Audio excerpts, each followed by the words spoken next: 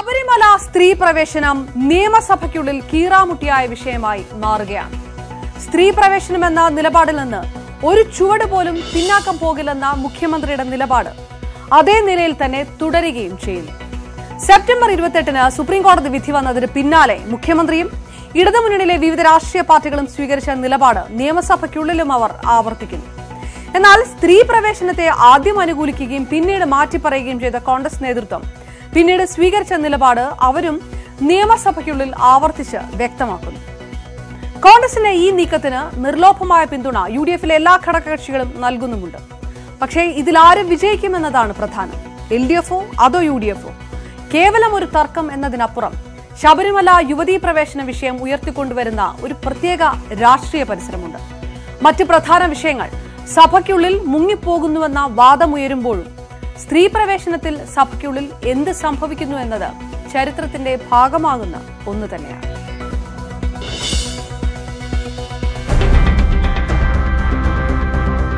ശബരിമല സ്ത്രീ പ്രവേശനം നിയമസഭയെ പ്രക്ഷുബ്ധമാക്കുകയാണ്. തുടർച്ചയായ രണ്ടാം ദിവസവും ശബരിമല വിഷയത്തിൽ നിയമസഭ സ്തംഭിച്ചു. ചോദ്യോത്തരവേള റദ്ദാക്കി ശബരിമല വിഷയം ചർച്ച ചെയ്യണമെന്ന പ്രതിപക്ഷ ആവശ്യം സ്പീക്കർ നിരാകരിച്ചതിനെ തുടർന്നായിരുന്നു ബഹളം. 9 മണിക്ക് സഭ ചേർന്നപ്പോൾ തന്നെ ചോദ്യോത്തരവേള റദ്ദു ചെയ്ത് അടിയന്തര പ്രമേയം ചർച്ച ചെയ്യണമെന്ന് പ്രതിപക്ഷ നേതാവ് ആവശ്യപ്പെട്ടു. കോടിക്കണക്കിന് ഭക്തജനങ്ങൾക്ക് ശബരിമലയിൽ വന്നു കഴിഞ്ഞാൽ യാതൊരു സൗകര്യവുമില്ല എന്നുള്ള പ്രശ്നം ഉന്നയിച്ചുകൊണ്ട് ബഹുമാനപ്പെട്ട കോട്ടയം മെമ്പർ ശ്രീ തിരുവഞ്ചൂർ രാധാകൃഷ്ണൻ ഒരു അടിയന്തര പ്രമേയത്തിന് നോട്ടീസ് നൽകിയിട്ടുണ്ട്. ചോദ്യോത്തരവേള റദ്ദ് ചെയ്തുകൊണ്ട് ആ വിഷയം ഇവിടെ അവതരിപ്പിക്കാനും അത് ചർച്ചയ്ക്കെടുക്കണമെന്നുള്ള പ്രതിപക്ഷത്തിന്റെ ആവശ്യം ബഹുമാനപൂർവ്വം ഞാൻ സ്പീക്കറുടെ മുമ്പിൽ വെക്കുകയാണ്. എന്നാൽ പ്രതിപക്ഷത്തിന്റെ ആവശ്യം അംഗീകരിക്കരുതെന്നായിരുന്നു മുഖ്യമന്ത്രിയുടെ നിലപാട്. അത് വിശദമായി ഈ സഭയിൽ വന്നു കഴിഞ്ഞ കാര്യമാണ്. അതുകൊണ്ട് അതൊരു അടിയന്തര പ്രമേയം തന്നെ അനുവദിക്കേണ്ട കാര്യം വരുന്നില്ല. പിന്നെ ഇപ്പോ സഭ നിർത്തി ഇപ്പോ ക്വസ്റ്റ്യൻ അവർ റദ്ദ് ചെയ്തുകൊണ്ട് അത്തരമൊരു വിഷയത്തിലേക്ക് കടക്കേണ്ടതുമില്ല. പ്രതിപക്ഷം പ്രതിഷേധം തുടർന്നു. നിരോധനാജ്ഞ പിൻവലിക്കും വരെ സഭാ നടപടികളുമായി സഹകരിക്കില്ലെന്നായിരുന്നു UDF നിലപാട്. മുഖ്യമന്ത്രിയുടെ ആവശ്യം അംഗീകരിച്ച സ്പീക്കർ പ്രതിപക്ഷത്തിന്റെ ആവശ്യം തള്ളി.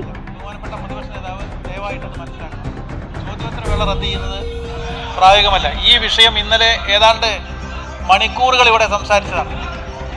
പ്രതിപക്ഷ നേതാവ് തന്നെ ഇന്നലെ അടിയന്തര പ്രമേയത്തിന്റെ വാക്കൌട്ട് സ്പീച്ച് ഏതാണ്ട് 1 മണിക്കൂർ നേരമാണ് അങ്ങ് പ്രസംഗിച്ചത്. തുടർന്ന് പ്ലക്കാർഡുകളുമായി പ്രതിപക്ഷം നടുത്തളത്തിലേക്ക് ഇരച്ചെത്തി. 65 പാസാക്കിയ കേരള ഹിന്ദു ആരാധനാ സ്ഥലങ്ങൾ പ്രവേശനാനുമതി വിധിന്യായത്തിൽ 10-നും 50 വയസ്സിനിടയിൽ പ്രായമുള്ള യുവതികളെ ശബരിമല ദർശനത്തിന് വിലക്കേർപ്പെടുത്തിക്കൊണ്ട് ദേവസ്വം ബോർഡ് നോട്ടിഫിക്കേഷൻ. MLA-മാരെ കുറിച്ച് ഗവർണർ നടത്തിയ പ്രസ്താവന ഇതിനിടെ സ്പീക്കർ ഓർമ്മപ്പെടുത്തി. ചോദ്യോത്തരവേള തടസ്സപ്പെടുത്തുന്നത് ജനവിരുദ്ധ നടപടിയാണെന്ന് സ്പീക്കർ പറഞ്ഞു. സ്പീക്കറുടെ കസേര മറിച്ചിട്ട പാരമ്പര്യം ഉള്ളവരല്ലേ ഇപ്പോഴത്തെ ഭരണപക്ഷമെന്നായിരുന്നു പ്രതിപക്ഷ MLA-മാരുടെ മറുപടി.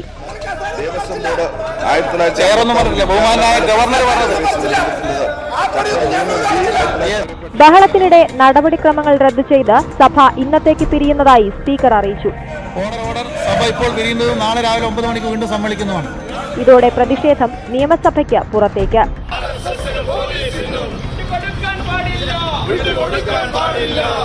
കമ്മിറ്റിയെ കൊണ്ട് അവിടെ സന്ദർശിച്ച് പഠനം നടത്തി റിപ്പോർട്ട് വയ്ക്കണം എന്നാണ് ഞങ്ങളുടെ ആവശ്യം. സംയുക്ത നിയമസഭാ കമ്മിറ്റിയെ കൊണ്ട് അന്വേഷിപ്പിക്കാൻ സർക്കാർ തയ്യാറാക്കണം. ഞങ്ങൾ പറയുന്നത് കേൾക്കണ്ട, ഭരണകക്ഷി ഗവൺമെന്റ് പറയുന്നത് കേൾക്കണ്ട, ഒരു നിയമസഭാ കമ്മിറ്റിയെ കൊണ്ട് അന്വേഷിപ്പിച്ചു. മറ്റു വിഷയങ്ങളിൽ വിമർശിക്കാനില്ലാത്തതിനാലാണ് ശബരിമല വിഷയത്തിൽ മാത്രം പ്രതിഷേധിക്കുന്നതെന്ന് ദേവസ്വം മന്ത്രി കടകംപള്ളി സുരേന്ദ്രൻ കുറ്റപ്പെടുത്തി. ശബരിമല വിഷയത്തിൽ UDF ചെന്നുപെട്ട അപമാനകരമായിട്ടുള്ള അവസ്ഥയിൽ നിന്നും രക്ഷപ്പെടാൻ കഴിയാതെ കൈകാലിട്ടടിക്കുന്ന ഒരവസ്ഥയാണ് ഇന്നലെയും ഇന്നുമായി ശബരിമല പ്രശ്നം ഉന്നയിച്ചുകൊണ്ട് UDF നടത്തുന്നതായിട്ടുള്ള നാടകം കാണുമ്പോൾ നമുക്ക് ബോധ്യമാണ്. എന്തായാലും സഭയ്ക്കുള്ളിലും സഭയ്ക്ക് പുറത്തും ശബരിമലയെ ചൊല്ലിയുള്ള സമരങ്ങളുമായി UDF മുന്നേറുകയാണ്. ശബരിമല സമരങ്ങളുടെ നായകസ്ഥാനത്ത് BJP ആയിരുന്നു ഇതുവരെ. എന്നാൽ സഭാ സമ്മേളനം തുടങ്ങിയതോടെ സമരങ്ങളുടെ നായകസ്ഥാനത്തേക്ക് കടന്നുവരാൻ കോൺഗ്രസിന് കഴിയുന്നുണ്ട്. അത് അവരെ സംബന്ധിച്ച് രാഷ്ട്രീയമായ വലിയ ആശ്വാസം നൽകുന്ന ഒന്നു തന്നെയാണ്.